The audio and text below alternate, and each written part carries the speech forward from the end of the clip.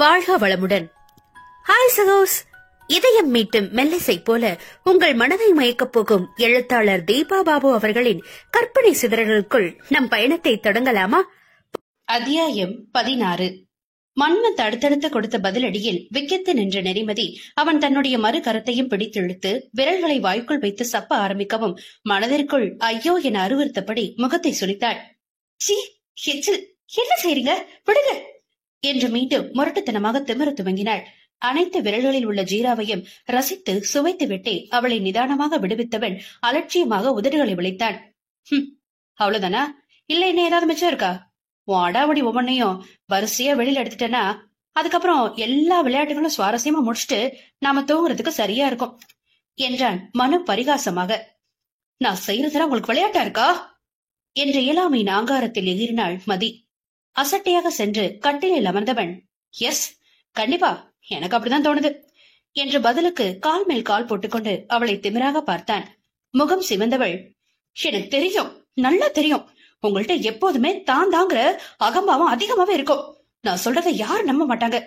எல்லாம் உங்க வசதிக்கு செஞ்சு முடிச்சுட்ட திமிர்ல தானே இவ்வளவு பண்றீங்க. நான் உங்களை சும்மாவே விட மாட்டேன் என்றவளின் கழுத்து நரம்புகள் கோபத்தில் புடைத்தது. வா, என்ன கோவண்டா சாமி. இந்த சினிமாவில கதைகள்ல வருவது போல சும்மா நச்சுன்னு வாயோட வாய் வச்சு ஒரு முத்த கொடுத்துடலாமா? முதலருவாவும் இருக்கு.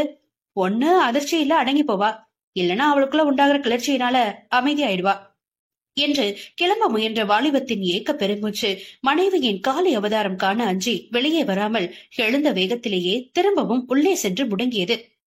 டே மனு, இதென்ன நம் வசதிக்கு வலிக்கும் கற்பனை கதையா? நெஜம்டா, முழு நெஜம். உணர்வும் துடிப்பும் உள்ள எந்த பெண்ணாவது பிடிக்காதவ தொட்டா அடங்கியோ அல்லது உறவை ரசிக்கவோ முன் வருவாளா? இவளை போன்ற அடாவடியானவள் என்றால் காற்று மூச்சென்று கத்துவாள்.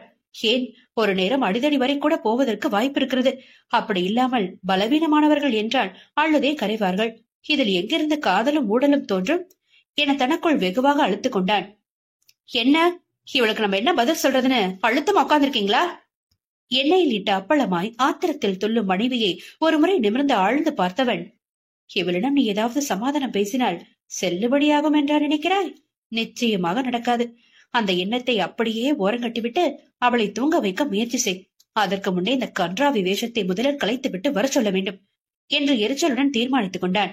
நீ எப்படி நினைச்சுட்டாலும் சரி, உன்கிட்ட பேசி என் நேரத்தை வீணடிக்க நான் தயாரா இல்ல. அதனால முதல்ல போய் இந்த மாரியாத்தாவுக்கு கூழ் ஊத்துற வேஷத்தை கழிச்சுட்டு வேறொரு நல்ல புடவையா கட்டிட்டு வந்து தூங்கு. எனக்கு தூக்கம் வருது என அசட்டையாக கூறி கைகளை உயிரை தூக்கி சோம்பல் முறித்தான் மன்மத். அவனின் அலட்சியம் கண்டு பல்லை கடித்தவள், திமிரு பிடிச்சவன் என தனக்குள் முடக்கிக் கொண்டு, முடியாது, நான் இப்படியேதான் தூங்குவேன் என்று வீம்பாக கைகளை குறுக்கே கட்டிக்கொண்டு அழுத்தமாக நின்றாள்.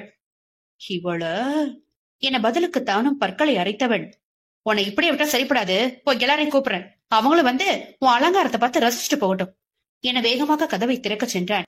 அதிர்ந்து நின்றவள், என்ன, நில்லுங்க நில்லுங்க என்று அவன் முன்னே பாய்ந்தோடி கதவின் குறுக்கே நின்றாள். நெறித்த புருவங்களுடன் அவளை அவன் கேள்வியாக பார்க்க, நீங்க என்னை எப்ப பாரு கிண்டர் கார்டன் பிள்ளைங்க மாதிரி மத்தவங்கள்ட்ட புகார் சொல்ல கிளம்பிடுறீங்க. உங்களை போய் ரொம்பவும் நாகரிகமானவர்னு 2 முறை நம்ப ஏமாத்திட்டேனா என்றாள் எரிச்சலுடன்.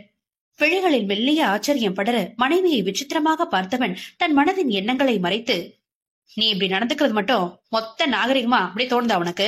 உன் புடவையும் அலங்காரமும் ஜிலேபி யோசனையும் என்றவன் எரிச்சலுடன் முகத்தை சுளிக்க அதில் துணுக்குற்றவள், ஆல்ரைட், நான் போய் ட்ரெஸ் மாத்திட்டு வரேன், போதுமா என்றாள் கடுப்புடன். இதழ்களில் வெற்றி புன்னகை தவழ, ஷியோர் என்று பாவனையாக கண் சுமிட்டினான் மனு. அவனுடைய அலட்டல் கண்டு கண்களில் அதீத வெறுப்புடன் புதட்டை சுழித்துவிட்டு கதவின் தாழ்பாலில் கை வைத்தவளை சட்டென்று திரும்பி கதவோடு சேர்த்து அழுத்தி அவள் முகத்திடம் நெருக்கமாக குனிந்தான் மன்மத். நிறைமதியின் இதய துடிப்பு பட்டென்று எகிர அவளின் இமைகள் அதிர்ச்சியில் படபடவென்று அடித்துக் கொண்டது. பட்டாம்பூச்சியாய் சிறகடிக்கும் விழிகளோடு தன் இமைகள் உரசி உறவாடும் அளவிற்கு மேலும் நெருங்கி அவளை படபடக்க செய்தவன், நம்ம கல்யாணம் நிறைய திருப்பங்களோ சூழலும் கொண்டு எதிர்பாராத விதமா அவசரகதியில நடந்துருச்சேன்னு உனக்கு தேவையான அவகாசத்தை கொடுக்கத்தான் நான் முயற்சி பண்றேன். ஆனா ஒவ்வொரு முறையும் தேவையில்லாம என் தன்மானத்தை சீண்டியே நீ வேணுங்கிற பதிலடிய வாங்கி கட்டிக்கிறல. என்ன வெறுப்பேத்தமும் எரிச்சல் படுத்தி பார்க்க வந்தன நீ இந்த மாதிரி செய்யற. இனி ஒரு முறை என்கிட்ட எதையும் பேசுறதுக்கு இல்லைன்னா செயல்படுறதுக்கு முன்னாடி நீ பல 100 தடவை யோசிக்கணும். இது தப்புதான், பட் உன் செயலுக்கான என்னோட பதிலடி என்று முடித்த அடுத்த நொடி அவள் இதழ்களில் தன் இதழ்களை அழுந்த பொறுத்து இருந்தான் மனு. கைகள் இரண்டும் அவன் கைகளுக்குள் அடைபட்டு இருக்க, உதடுகள் அவன் உதட்டால் சிறைப்படுத்தப்பட்டிருக்க, விக்கித்து நின்ற நிறைமதியின் தொண்டையில் இருந்த எச்சில் கூட அதை தாண்டி கீழ் இறங்காமல் அசைவற்று நின்று விட்டது. மனைவியிடமிருந்து விலகியவனின் வாயிலிருந்து வெளிப்பட்ட வார்த்தைகள் சற்றே கரகரப்புடன் தான் ஒலித்தது. உன்கிட்ட எப்படிலாம் நடந்து கூடாதுன்னு நான் நினைக்கிறேனோ அதுக்கு மாறா நடக்கிற சூழ்நிலைக்கு என்ன நீ கட்டாயமா தள்ளி விடுற மதி. 1000 காரணங்கள் நான் சொன்னாலும் விருப்பமில்லாத பொண்ணுக்கு தாலி கட்டுறது எப்படி தப்போ, அதே மாதிரி அவ விருப்பம் இல்லாம அவகிட்ட இந்த மாதிரி நடந்துக்கிறது தப்புதான் என கண்களை ஒருமுறை அழுந்த மூடி திறந்தவள் ஐம் சாரி என்று விட்டு, நீ போய் ட்ரெஸ் மாத்தி வந்து தூங்கினாலும் சரி, இல்ல இப்படியே தூங்கினாலும் சரி, அது உன்னோட விருப்பம். குட் நைட் என ஆழ மூச்செடுத்து அவளை விட்டு விலகி சென்றான் அவன். கணவன் சென்று படுக்கையில் விழும் வரை கண்களுக்குள் அடைகாக்கப்பட்டிருந்த கண்ணீர் அதன்பின் கரகரவென்று விழிகளில் இருந்து கீழ் இறங்க உதட்டை அழுந்த கடித்து சத்தமாக வெளிவர துடித்த கேவலை அடக்கும் முயற்சியில் ஈடுபட்டவளுக்கு சற்று முன்னர் அது அவன் இதழ்களுக்குள் அடைபட்டிருந்த உணர்வு மேலெழவும் வேகமாக அதனை தன் கட்டுப்பாட்டிலிருந்து பட்டென்று விடுதலை செய்தாள். இரு கைகள் கொண்டு வாயை பொத்தி ஓசையின்றி சில நிமிடங்களுக்கு குலுங்கி குலுங்கி அழுதவள் மெல்ல சோர்வாக அப்படியே கதவோரம் சரிந்தமர்ந்தாள். உறங்காமல் இமைகளை அழுந்த பூட்டியிருந்த மன்மத்திற்கு திறந்திருந்த செவிகளின் வழியே அவளின் ஒவ்வொரு அசைவுகளும் பிடிபட்டாலும் மேற்கொண்டு அவளிடம் எதையும் செயலாற்ற முடியாத வேதனையில் இறுக்கமாக படுத்திருந்தான். மதியிடம் தான் எதை பேச விளைந்தாலும் அதை கொண்டு அவள் மேலும் ஏதாவது புது வேதனையை இருவருக்கும் இடையே இழுத்து விட்டு விடுவாள் என்று பயந்தே அமைதியாக அசைவற்று இருந்தான் அவன். கிட்டத்தட்ட 1 மணி நேரம் கழித்து கதவின் தாழ் நீக்கும் ஓசை கேட்கவும் படக்கென்று விழிகளை திறந்தான் மனு. கவிழ்ந்திருந்த இருளில் திறந்த கதவை ஓசையின்றி மூடிவிட்டு மதி வெளியேறுவது தெரிந்தது. திகைப்புடன் எழுந்து அமர்ந்து விட்டவன், இவ எங்க போறா? ஒருவேளை அவளோட ரூமுக்கு போறாளா? திரும்ப வருவாளா மாட்டாளா என தவிப்புடன் காத்திருக்க துவங்கினான். முழுதாக 10 நிமிடங்களை விழுங்கிவிட்டு அவள் மெதுவாக அறைக்குள் வரவும் அவனிடம் இருந்த நிம்மதி பெருமூச்சொன்று சீரலாக வெளியேறியது. உள்ளே வந்தவளோ அரைகுறை இருளில் அவன் உருவம் கட்டிலில் அமர்ந்திருப்பதை பார்த்து சற்றே தயங்கி நின்றுவிட்டு பிறகு அமைதியாக தன் கையில் இருந்த விரிப்பையும் தலையணியையும் கீழே போட்டுவிட்டு ஓய்ந்து போய் சுவர்புறம் திரும்பி படுத்து விட்டாள். விழிகளை மூடி உறங்க முயன்றவளுக்கு ஒரே நாளில் வாழ்க்கை வெறுப்பாக தோன்றியது. தொடர் தோல்விகளால் நெஞ்ச உணர்வற்று துவண்டு கிடக்க எதையும் யோசிக்கவோ செயலாற்றவோ பிடிக்காமல் இருளின் சூனியத்தை வெறித்த வண்ணம் அப்படியே விடிய விடிய விழுத்து கிடந்தாள் நிறைமதி. மனுவிற்கும் அதே சோர்ந்த நிலைதான் என்றாலும் அவன் மனதில் அவள் மீதோ தங்கள் வாழ்க்கை குறித்தோ எவ்வித வெறுப்பும் கலக்கமும் இல்லை. தனக்குள் இருக்கும் மன முதிர்ச்சியால் அவன் தெளிவானதொரு சிந்தனையில் இருக்கவும் அதிகாலை 2 மணியளவில் தன்னை மறந்து கண்ணயர்ந்தான் அவன். ஆனால் நம் நாயகியோ, ஐயோ சேவலே கூவி விட்டதே, இன்னும் சிறிது நேரத்தில் விடுந்துவிடும் போலிருக்கிறது, அதற்குள் 1 மணி நேரமாவது தூங்கி எழுந்தால் பரவாயில்லை, இல்லை என்றால் பகலில் தலைவலி வெறும் மண்டையை பிளக்க ஆரம்பித்துவிடும் என தூக்கம் கெடுவதால் ஏற்படும் உடல் உபாதைகளுக்கு அஞ்சி சிரமப்பட்டு உறக்கத்திற்கு சென்றாள்.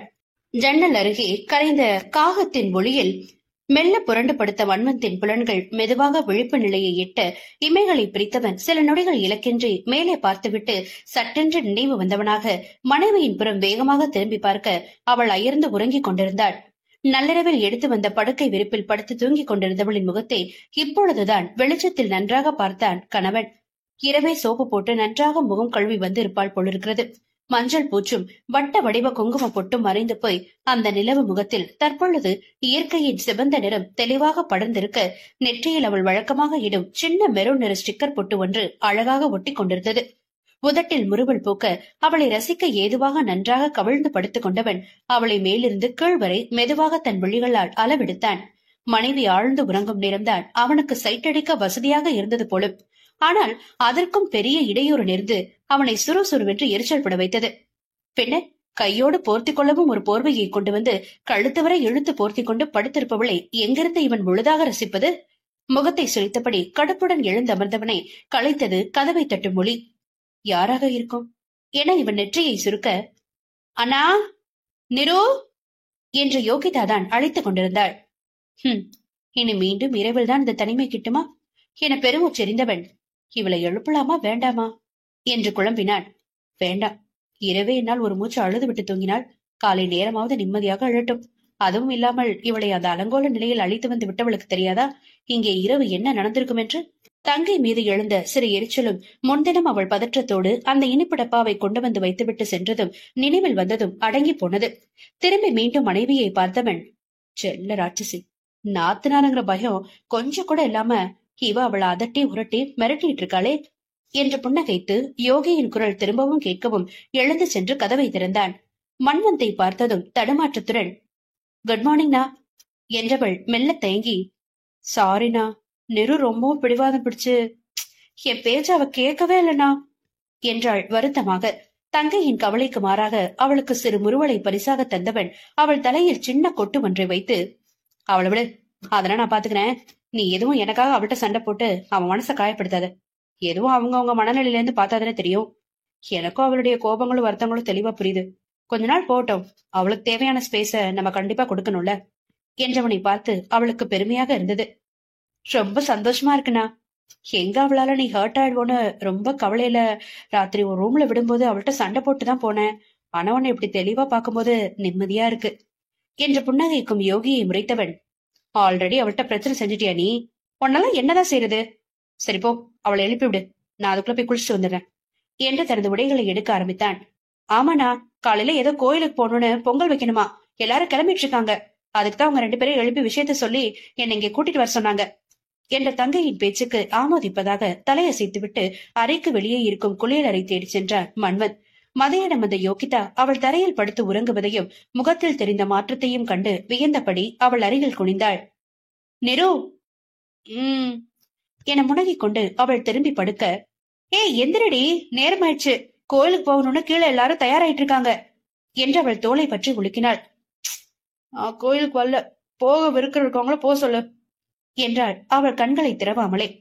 ஏ லூசு, நீதான கல்யாணம் முடிஞ்ச புது பொண்ணு, பொங்கலே நீதான் வைக்கணும். புருவம் சுருக்கியவள் அமைதியாக படுத்திருக்க, என்ன என்று அவளை மீண்டும் உலுக்கினாள் யோகி. அதற்குள் விழித்துவிட்ட புலன்களின் உதவியோடு தான் இப்பொழுது இருக்கும் சூழ்நிலையை முழுதாக உணர்ந்தவளின் மனம் பிரக்தியில் மூழ்க விழிகளின் ஓரம் நீர் கசிந்தது. அதை கண்டு திகைத்தவள் அவளுக்காக மனம் வருந்தி, நெருமா என்றவள் தலையை மெல்ல வருட உடைந்து போய் அழ ஆரம்பித்தாள் நெறிமதி. ஏ நெரு, என்னப்பா அது? யாராவது பார்த்தா தப்பா நினைச்சுப்பாங்கம்மா, அழாத. நேற்று ராத்திரி நீ ரொம்ப தைரியமான பொண்ணுல நினைச்சேன் நானு என அவள் ஆறுதல் சொல்லிக் கொண்டிருக்கும் பொழுதே மன்வன் தன் குளியலை முடித்து அறைக்கு திரும்பி இருந்தான். மனைவியின் அழுகையை பார்த்து அவன் துணுக்குற்று நிற்க, அதான் நல்ல சாபம் கொடுத்துட்டு போனீங்கல்ல என்றாள் அவள் மூக்கை உறிஞ்சு கொண்டு. இன்னமும் விழிகளை திறவாமல் பேசிக் கொண்டிருந்தவளின் தோள் தொட்டவள், ரியலி சாரி, நான் செஞ்சது தப்புதான், அது ஏதோ கோவத்துல பேசினதுப்பா, அதுக்காக நீ ஃப்ரெண்ட் இல்ல அப்படின்னு ஆயிடுமா, ப்ளீஸ்பா என கேட்டு தன்னை அவளுக்கு உணர்த்திவிட முயன்றாள் யோகிதா. ஆனால் மதியோ பதிலின்றி மௌனமாகிவிட சில நொடிகள் பொறுத்து பார்த்தவள், சரி எந்திரிச்சு கிளம்புறியா, நான் உனக்கு இங்கே உன்னோட பெட்டியெல்லாம் எடுத்து வந்து கொடுக்கட்டுமா என்றாள் மென்மையாக. வேணாம், நானே எடுத்துக்கிறேன். அப்ப நான் போய் பாப்பாவை கிளப்பட்டுமா? மறக்காம பட்டுப்படவை மாதிரி ஏதாவது கட்டிட்டு வரியா? யோகி எழுந்தவள், சரிண்ணா, நெரு கிளம்பணும்னு அவளையும் கூட்டிட்டு கீழே வந்துருங்க, இன்னும் 1/2 மணி நேரத்துல கிளம்பணும்னு பாட்டி எல்லாட்டையும் சொல்லிட்டு இருந்தாங்க, சீக்கிரமா வாங்க என்று விட்டு வெளியேறினாள். இவன் இன்னும் கீழே போகவில்லையா என பக்கென்று அதிர்ந்த மதியின் உள்ளம், இவன் முன்னிலையில நான் அழுது தொலைத்தேன் என்று வேறு தனக்குள் வெகுவாக அழுத்துக் கொண்டது. இன்னமும் படுத்த நிலையில் மாற்றமில்லாமல் முகத்தை மறைத்திருந்தவளை ஒரு கணம் ஆழ்ந்து பார்த்தவன் பின் மெல்ல, குட் மார்னிங் மதி என்றான். தானாக முன்வந்து காலை வணக்கம் சொல்பவனிடம் இருக்கும் மனநிலையில் முறுக்கிக் கொள்ள தோன்றாமல், குட் மார்னிங் என்றபடி அமைதியாக எழுந்து அமர்ந்தவள் நிமிர்ந்து அவன் முகத்தை பார்க்கவில்லை. ஓ, நைட்டில் தான் படுத்து உறங்கினாளா? அவன் அங்கே நிற்பதை பொருட்படுத்தாமல் தன் போக்கில் படுக்கையை மடித்து வைத்தவள் அதை எடுத்துக்கொண்டு அறையை விட்டு வெளியேறும் முன், சீக்கிரம் கிளம்பி வா, நாம கீழே போகணும் என்றான் இவன் வேகமாக. அவன் புறம் திரும்பாமல் ஒரு அதை மட்டும் கொட்டிவிட்டு அவள் வெளியேற இவன் மனதில் மெல்ல நிம்மதி பூத்தது. சற்று முன் அவள் யோகிதாவிடம் கேவி கேவி அழவும் இவனுக்கு ஒரு மாதிரி ஆகிவிட்டது. அனைவர் முன்னிலும் இவள் இப்படி அழுது வைத்தாள், தனது முகத்தை தான் எங்கே கொண்டு மறைப்பது என்கிற கவலையில் இருந்தவனுக்கு அவளுடைய அமைதியால் பெரும் பாரம் நீங்கியது. இவன் தயாராகி அவளுக்காக 15 நிமிடங்கள் காத்திருக்க அவள் மெல்ல அறையின் வாயிலருகே வந்து நின்று தொண்டையை லேசாக கனைத்தாள். ஏதோ சிந்தனையில் இருந்தவன் அதிலிருந்து விடுபட்டு அவளிடம் திரும்ப தன்னை பாராமல் நேர்பார்வையாய் சுவர் கடிகாரத்தை விரைப்புடன் பார்த்து கொண்டு நின்றவள் மனதை கவர்ந்தாள். அடர் பச்சையில் சின்னதாக தங்க ஜரிகை கரையிட்டு உடல் முழுவதும் ஆங்காங்கே அன்னப்பறவை அழகாக அமர்ந்திருக்க அவள் உடலோடு ஒட்டி குழந்திருந்த புடவையில் அவளை கண்டவனின் இதயமும் அவள்பால் குழைந்து உருகத் துவங்கியது. இருந்த இடத்தை விட்டு சற்றும் அசையாமல் தன்னையே இமைக்காத வெறிப்பவனின் பார்வையில் மெல்ல மனம் சுணங்கியவள் அதை முகத்தில் காட்டாமல் மறைத்து, போகலாமா என்றாள் ஒற்றை வார்த்தையில். நெறிமதியின் குரலில் வெளிப்பட்ட அழுத்தத்தில் சுய உணர்வை அடைந்த மன்வந்த் மெல்லிய ஏக்க பெருமூச்சொன்றை வெளியேற்றியபடி, போலாம் என்றபடி எழுந்து அவள் அருகே வந்தான். கீழே வந்த புதுமண தம்பதியரை அனைவரும் ஆவலுடன் தங்களது விழிகளால் குறுகுறுவென்று மொய்க்க, இதனடா வம்பாக போயிட்டு, எல்லோரும் எங்கள் முகத்தை ஏன் இப்படி ஸ்கேன் செய்கிறார்கள் என சங்கடமாக உணர்ந்த மதி தன்னையும் அறியாமல் கணவனை நெருங்கி நின்றாள். மன்வந்திற்கும் அந்த சூழ்நிலை ஒரு மாதிரி அசௌகரியமாக தோன்றினாலும் மனைவி தன் அருகில் நெருங்கி வரவும் மிதமான உற்சாக மனநிலைக்கு சென்றாள். அவள் கையை பிடிக்கலாமா வேண்டாமா என்கிற சிறு ஆலோசனையின் பின்னே துணிந்து மதியின் கரத்தை அவன் வெள்ளமாக பிடிக்க, ஒரு கணம் சட்டென்று திகைத்தவளின் முகம் அடுத்து தன் அருகே மலர்ந்த முகத்துடன் நெருங்கும் நளினியை கண்டு வேகமாக இயல்பை பூசிக்கொண்டது. நட்புகள் எல்லாரும் நம்ம சேனலை மறக்காம சப்ஸ்கிரைப் பண்ணுங்க, கதையை கேளுங்க, லைக் பண்ணுங்க, கமெண்ட் பண்ணுங்க, பிடிச்சவங்க ஷேர் பண்ணுங்க. நன்றி.